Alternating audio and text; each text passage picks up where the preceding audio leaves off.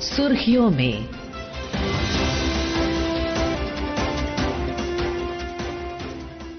नमस्कार, सुर्खियों में कार्यक्रम के आज के अंक में आपका स्वागत है। मैं हूं आदित्य शुक्ला। आज हम चर्चा करेंगे भारत और ओमान के प्रगाढ़ होते संबंधों पर। हमारे साथ जुड़ रहे हैं ओमान में भारत के राजदूत रह चुके पूर्व वरिष्ठ राजनयिक अनिल वाधवा जी।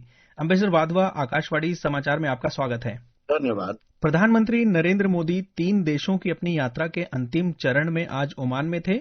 उनका ये दौरा इतिहास में लंबे वक्त तक याद रखा जाएगा, क्योंकि आज दोनों देशों ने अपनी साझेदारी को एक कदम और आगे बढ़ाते हुए भारत ओमान व्यापक आर्थिक साझेदारी समझौते पर हस्ताक्षर किए। ये मुक्त व्यापार समझौता है दोनों देशों के बीच। इसके अलावा भी कई अहम मुद्दों पर दोनों देशों में सहमति बनी। कैसा रहा प्रधानमंत्री का ये दौरा और क्या कुछ हासिल रहा इससे, इस सब पर बात करेंगे। एम्बेसडर, शुरुआत आज की सबसे बड़ी खबर के साथ ही करते हैं। दोनों देशों के बीच मुक्त व्यापार समझौता हो गया है। अब भारत के 98% से ज्यादा उत्पाद ओमान में ड्यूटी फ्री हो जाएंगे। वहीं ओमान से हमारे देश में आने वाली खजूर, मार्बल और पेट्रोकेमिकल जैसे उत्पादों की कीमत भी कम होगी। मैं चाहूंगा आप हमारे श्रोताओं को इस मुक्त व्यापार समझौते के बारे में विस्तार से बताएं।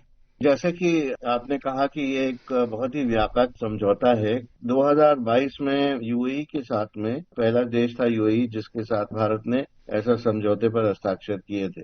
ओमान अब दूसरा देश जीसीसी में बन गया है जिसके साथ ऐसा समझौता हुआ है। ओमान और यूनाइटेड स्टेट्स के बीच में पहले से ही फ्री ट्रेड एग्रीमेंट है।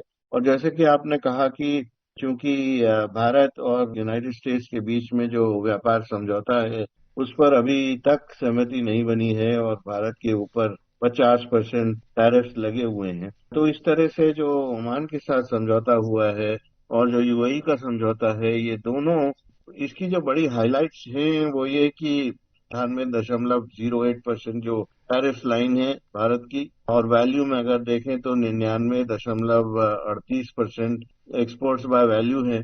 इन पे 0% ड्यूटी लागू हो जाएगी शुरू से ही। और जो ओमान की तरफ से 77% के करीब जो टैरिफ लाइन है और 94.81% जो उनके एक्सपोर्ट है भारत को वैल्यू में, उनके ऊपर 0 टैरिफ लगेंगे। तो इससे क्या होगा कि जो लेबर इंटेंसिव इंडस्ट्रीज हैं भारत की, जो एक्सपोर्ट्स हैं ओमान को जाती हैं, अगर हम देखें जो ट्रेड है उसमें ये ट्रेड बैलेंस अभी ओमान के पक्ष में है, क्योंकि ऑयल एंड गैस के जो प्रोडक्ट्स हैं उसकी वजह से काफी एक्सपोर्ट्स ओमान के भारत में बढ़े हैं। और भारत करीब $4.2 बिलियन एक्सपोर्ट करता है ओमान को, जबकि ओमान $6 बिलियन करीबन भारत को एक्सपोर्ट करता है। तो इससे जो लेबर इंटेंसिव इंडस्ट्रीज हैं उनके जो प्रोडक्ट्स हैं, जैसे कि टेक्सटाइल्स है, लेदर है, फुटवेयर है, जेम्स एंड ज्वेलरी, और हमारे जो इंजीनियरिंग गुड्स हैं, plastic, furniture, agriculture items, pharmaceuticals, medical devices और ऑटोज, इन पर पूरी टैरिफ एलिमिनेशन लग जाएगी। तो जैसे ही टैरिफ एलिमिनेट होती है, ये नेचुरल है कि हमारे एक्सपोर्ट्स बढ़ेंगे। और ओमान की तरफ भी देखा जाए तो उनको भी इन प्रोडक्ट्स की जरूरत है। वो कई देशों से ये प्रोडक्ट्स इंपोर्ट करते हैं, ज्यादा कीमत पर इंपोर्ट करते हैं और इसकी उनको जरूरत भी है। पर इसके साथ साथ जो सर्विसेज में हमने देखा है कि 127 सब सेक्टर्स खुल गए हैं। भारत को इसमें काफी सहायता मिलेगी, क्योंकि भारत की जो कंपनियां हैं, 6000 जॉइंट वेंचर भारत के ओमान में पहले से ही हैं। तो ये जितनी भी कंपनी आईटी सर्विसेज में स्पेशली जो काम कर रही हैं और जो दूसरे सर्विसेज हैं जैसे अकाउंटेंसी वगैरह है, इन सब में इन कंपनीज को बहुत सहायता मिलेगी आगे चलकर। मुझे लगता है कि ये बहुत ही गेम चेंजिंग एक जी, एग्रीमेंट है और दोनों देश इससे काफी बेनिफिट प्रदान करेंगे। आपने बात की सर्विस सेक्टर की कि भारत के प्रोफेशनल्स के लिए अब ओमान का एक बड़ा बाजार खुल गया है। हम इस पर और आपसे विस्तार से जानना चाहेंगे कि अब हमारे प्रोफेशनल्स जो सर्विस सेक्टर से जुड़े हैं, उनको ओमान में किस तरह की नौकरियां या अवसर अब उन्हें उपलब्ध होने वाले हैं। देखिए, जैसे कि मैंने आपको बताया कि जो सर्विसेज सेक्टर में जो पहले से ही हमारी आईटी कंपनीज जो काम कर रही हैं और जो अकाउंटेंसी में कार्यरत हैं, ओमान में पहले से ही उनका बोलबाला है। अब और भी ज्यादा कंपनीज इस मार्केट को एंटर कर पाएंगी और के साथ साथ जो छोटी इंडस्ट्री जैसे कि एमएसएमईज हैं भारत की, जो अभी तक ओमान के मार्केट को पेनिट्रेट नहीं कर पाई थी, उनको भी अब मौका मिलेगा कि ओमान के मार्केट में एंट्री लें और ओमान के द्वारा जीसीसी में एंट्री लें, क्योंकि ओमान की जो लिंकेजेस हैं जीसीसी के साथ में और जो हमारा फ्री ट्रेड एग्रीमेंट पहले ही यूएई के साथ में हुआ है, तो यूएई के साथ में भी ट्रेड ऑलरेडी बढ़ रहा है, लेकिन ओमान की जो प्रेजेंस होगी उससे कई भारतीय कंपनीज मोड 4 की जो कमिटमेंट्स हैं उसमें जो छूट मिलेगी उसके थ्रू दोनों देशों में आराम से काम कर सकेंगी। और इंट्रा कॉर्पोरेट ट्रांसफरीज जो हैं उनके लिए भी हायर कोटाज की एग्रीमेंट हो गई है और वो लोग 2 साल तक रह सकते हैं ओमान में।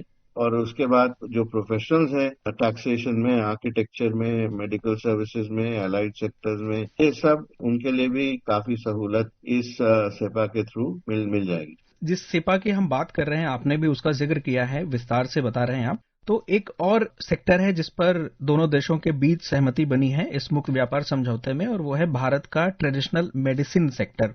उसमें हमारे यहाँ पर एक आयुष और वेलनेस सेक्टर का एक बहुत बड़ा बाजार भी हम है और हम मौके भी देख रहे हैं अन्य देशों में। तो क्या अब वहाँ जो बाजार हमारा ओमान का हमारे आयुष सेक्टर के लिए खुल रहा है, तो इसे आप कितना बड़ा अवसर मानते हैं?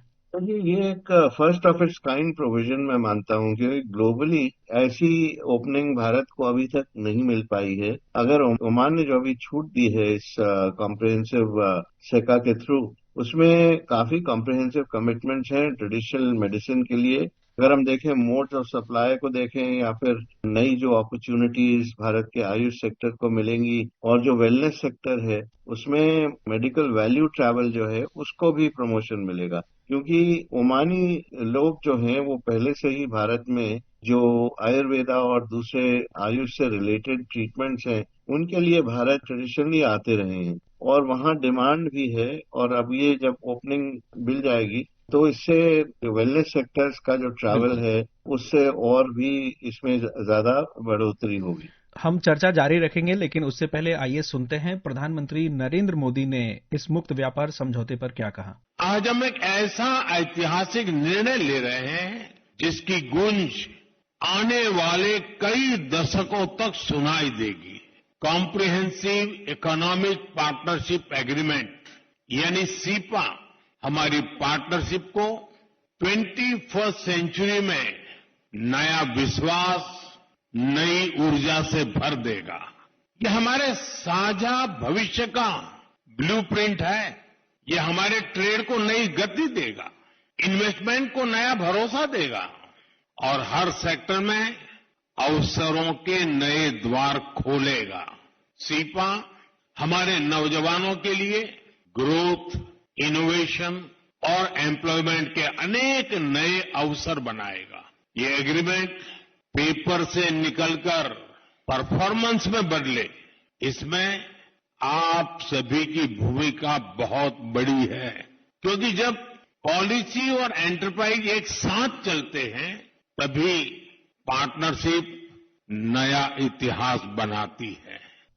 एम्बेसडर, अगर हम कहें तो ये जो दौर है वो ऐसा दौर है जब भारत अमेरिका से बढ़े हुए टैरिफ का सामना कर रहा है, लेकिन हम ये भी देखते हैं कि उस टैरिफ का मुकाबला हमने इतनी खूबसूरती से किया कि अभी अक्टूबर के जो हमारे निर्यात के आंकड़े आए उसमें हमारा एक तो व्यापार घाटा कम हुआ और हमारा निर्यात भी बढ़ा है 19% लगभग अक्टूबर माह में बढ़ा।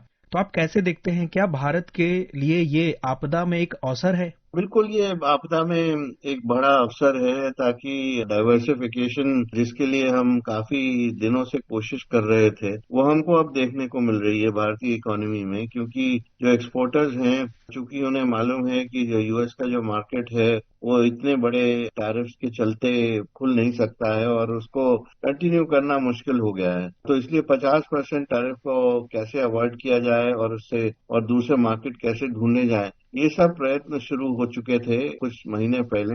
अब उसके रिजल्ट सामने आने लगे हैं। टेक्सटाइल्स एक ऐसा सेक्टर है जिसमें भारत की जो गवर्नमेंट है उसने भी बहुत सारे इंसेंटिव्स शुरू करे हैं। मुझे लगता है कि आगे चलकर टेक्सटाइल सेक्टर एक बूमिंग सेक्टर बनेगा, और यूएस का मार्केट तो खुलेगा ही, क्योंकि इवेंचुअली भारत की और यूएस की जो बीटीए है उस पर भी सहमति जरूर बनेगी। लेकिन दूसरे जो मार्केट खुल गए हैं उसके चलते जो भारतीय टेक्सटाइल सेक्टर है उसमें उछाल जरूर आएगा, क्योंकि डिमांड बढ़ेगी और उनकी जो प्रोडक्शन लेवल्स हैं उसको भी आगे बढ़ाना पड़ेगा।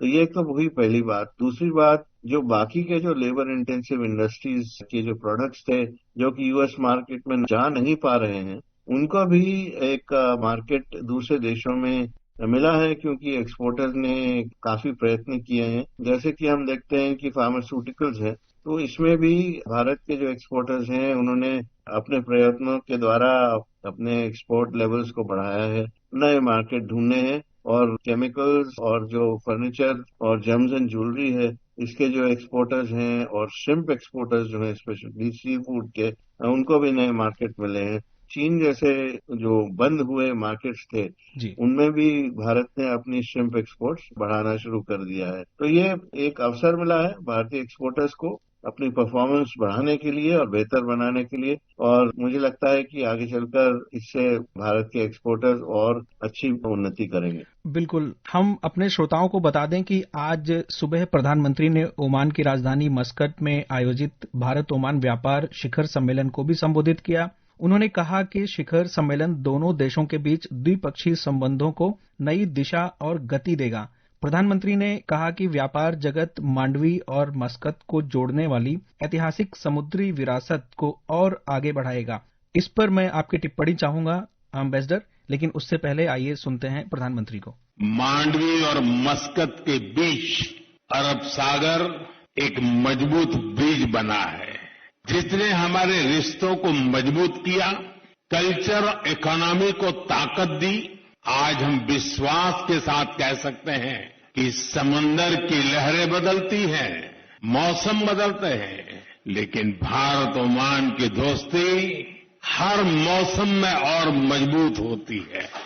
जी एम्बेसडर, प्रधानमंत्री ने जो बात कही है कि भारत और ओमान का जो रिश्ता है वो अब नई दिशा और गति के साथ आगे बढ़ेगा, इस पर आपकी टिप्पणी। भारत और ओमान के बीच जो व्यापारी कई दशकों से और सेंचुरी से एक दूसरे से ट्रेड करते आ रहे हैं, उन्होंने मांडवी की बात इसलिए करी क्योंकि वहां पर एक प्रोमिनेंट जो ट्रेडिंग कम्युनिटी है वो मांडवी से गए हुए लोग हैं, और बहुत सारे जो ट्रेडर्स थे शुरू में मथुरा सूक में उन्होंने अपना डेरा जमाया, और फिर जो उस जमाने के जो जहाज थे जो कि विंड के ऊपर डिपेंड करते थे, उसको लेकर उन्होंने भारत और ओमान के बीच में अपने व्यापार को और व्यापक किया। धीरे धीरे उनकी तरक्की होती गई और सुल्तान ऑफ ओमान जो सक्सेसिव ओमान के सुल्तान थे उन पर डिपेंड करने लगे, और इसके चलते ये कम्युनिटी वहां पर काफी आजकल स्ट्रांग हो गई है। अभी भी उनका वहां पर वर्चस्व है, और इसीलिए प्रधानमंत्री ने उनका स्पेशली जिक्र किया। आगे चलकर जिस तरह से उन्होंने प्राचीन काल में एक दूसरे के साथ व्यापार बढ़ाया था, अब इस समय जबकि हम 2025 के अंत में हैं, ये सेपा जो है इसके थ्रू जो ट्रेड के जो कॉस्ट हैं वो जो नीचे जाएंगे और मार्केट एक्सेस जो बढ़ेगी, उससे हमारी लोकल प्रोडक्शन बढ़ेगी, उसको एक मजबूती मिलेगी, और जो बिजनेस अपॉर्चुनिटी खुली है उसके बारे में प्रधानमंत्री ने बात करी। और यही बात हमारे कॉमर्स मिनिस्टर श्री पीयूष गोयल जी ने भी कहा कि भारत और ओमान की जो संबंध व्यापार क्षेत्र में रहे हैं उसको हम और आगे इन्वेस्टमेंट के थ्रू बढ़ाएंगे। एमएसएमई की जो लिंकेजेस हैं उसको भी बढ़ोतरी मिलेगी, और जो ड्यूटीज कम हुई हैं दोनों तरफ से उससे व्यापार को उन्नति प्रदान होगी। एम्बेसडर, आप हमारे साथ जुड़े, आपने इतने विस्तार से ओमान के साथ भारत के संबंधों के बारे में बताया, आपका बहुत धन्यवाद। धन्यवाद। श्रोताओं, इस कार्यक्रम को आप हमारे mobile app news on AIR और YouTube channel news on AIR official पर भी सुन सकते हैं। नमस्कार। सुर्खियों में